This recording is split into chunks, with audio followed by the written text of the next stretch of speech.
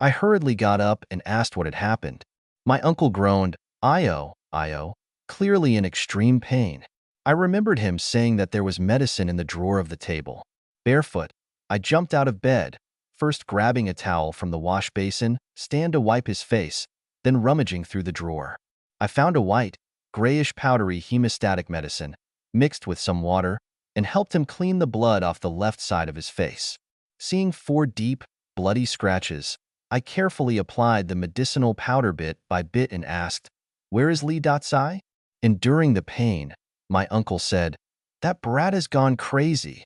He actually let that dwarf mule go, and he himself disappeared too. No one knows where he ran off to." He added that he got these scratches from that damn dwarf mule, which was extremely aggressive. A wave of regret surged in me. If I hadn't brought that damn thing back, my uncle wouldn't have ended up like that. After hurriedly bandaging him up, I helped him dial the County Forestry Bureau's duty office. The call rang for a long time, almost 20 minutes before someone finally picked up. After my uncle reported the situation, the person on the other end became alarmed and told us to stay in the forest guard's hut while they immediately notified colleagues from the township forestry station to come for backup and rescue. As we waited, my uncle recounted what had happened. He said that the two of them had been sitting to the side, smoking and keeping watch. But for some unknown reason, Lee Datsai suddenly went mad. In an instant, he tore off the red rope and loosened the bindings, unstoppable. My uncle tried to intervene but was punched to the ground.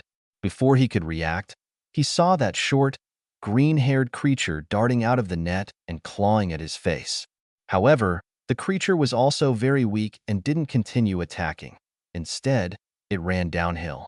By the time my uncle managed to get up, the place was a mess, and even that bastard Lee Datsai had disappeared. Since we didn't dare go out alone, we waited for 3 hours.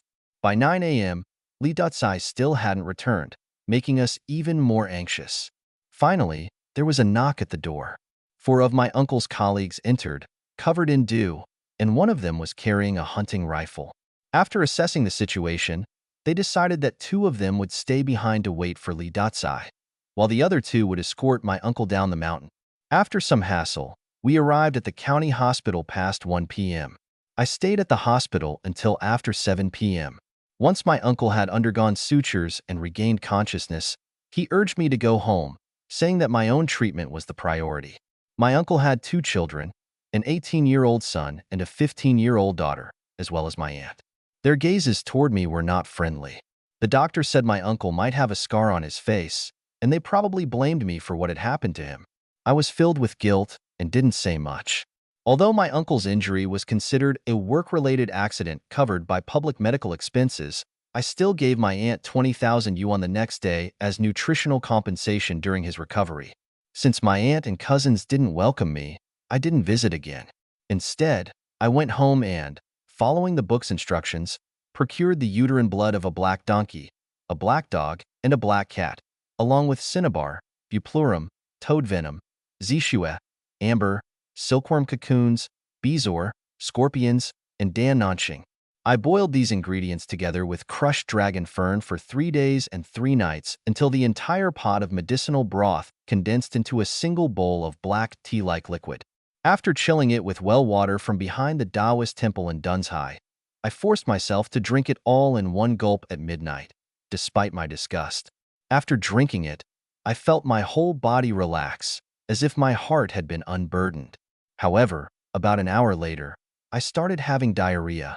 It began as loose stool, then turned into thick, black blood mixed with unknown chunks of flesh, thin peeling skin, fibrous filaments, and keratinous substances.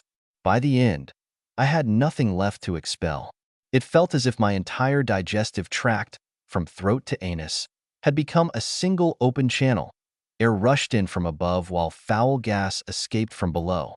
I was drenched in sweat and severely dehydrated. My father sat beside me in the bathroom, scooping up water and feeding me a spoonful every few minutes. Eventually, he couldn't stand it anymore and placed a bucket of hot water next to me before stepping outside for fresh air. So there I was squatting, defecating while drinking water.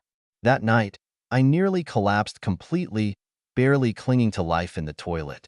I rested at home for 3 days, just like a woman in postpartum confinement. I stayed indoors, avoiding any wind exposure. My mother cooked old hen soup for me every day, without adding salt. The taste.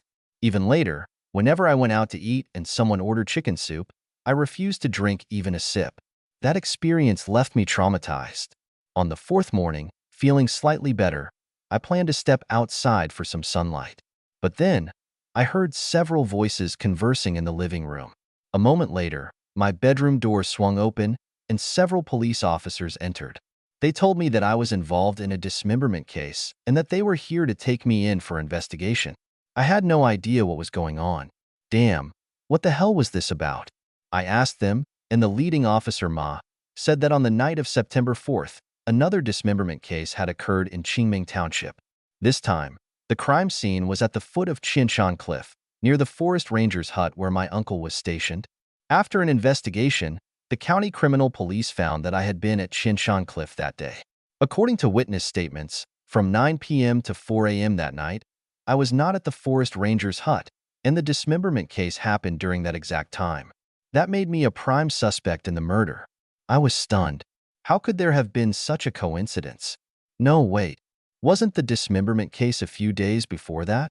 I quickly asked him, and Officer Ma, with a serious expression, said, "This is a series of dismemberment cases, which makes it an extremely serious matter."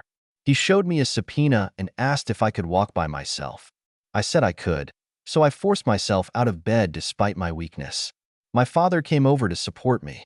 Outside, a police car was parked, and many idle men, women, and children were gathered, watching the scene, pointing and whispering.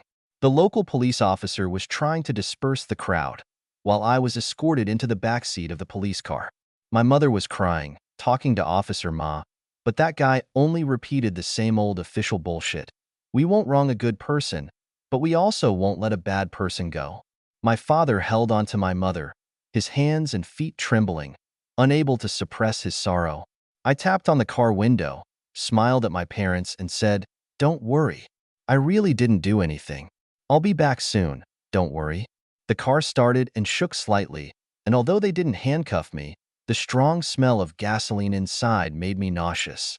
My body still hadn't recovered, and I quickly drifted into a hazy sleep. It wasn't until the interrogation that I finally understood what was going on. That night, about 200 meters from where I had been watching the dwarf mules, a brutal murder and dismemberment had taken place. The victim was a young man from Sagai village, only in his early 20s. He had just returned home from working outside and had said he was going to a neighboring village to drink with his sworn brother, Lao Geng. But he never came home that night. The next day, his family called Lao Geng, who said the guy had left after drinking. So, they reported him missing. At the same time, the Forestry Bureau had requested help from the police station to locate Li Datsai. While searching, they found the victim's body at the foot of a mountain, chopped into more than 10 pieces. I asked, "What about Li Datsai?" The interrogation officer said, "He is missing too. We're still looking for him." The interrogation room's lights were at least a few hundred watts, bright as a mini sun. An interrogation officer and a recording officer were there, questioning me. "When did you come back? Why did you come back? Why did you go to Qingshan? Why did you leave? What did you do on the night of the 4th? What were you doing from what time to what time?" I told them about goo planted by my grandmother and how, on the night of the 4th, I had caught a dwarf mule but lost it again. I rushed home to detoxify. They burst into laughter. The officer said, "Your uncle said the same thing. Are you kidding me?" This officer was in his 20s, tall and handsome, but his eyebrows were too light. His left eye was bigger than his right, and his neck had a nervous twitch, jerking from time to time. He kept questioning me repeatedly, back and forth. One moment asking about that night, the next about where I was on September 1st. He was very skilled at interrogating, using techniques to catch me off guard and get information out of me. I had spent some time in a pyramid scheme before, so I knew these methods. But I really had nothing to hide. A true gentleman has nothing to hide. The problem was that they didn't believe it. The officer grew frustrated, slamming the table and yelling at me from time to time. The interrogation lasted 2 full hours. Then he occasionally offered me a cigarette, asking if I smoked. I had been wandering outside for years, but never touched alcohol or cigarettes. Watching him suddenly act friendly and offer me a cigarette made me want to laugh. I remembered reading somewhere that when a suspect asked the police for a cigarette, it usually meant he was about to confess.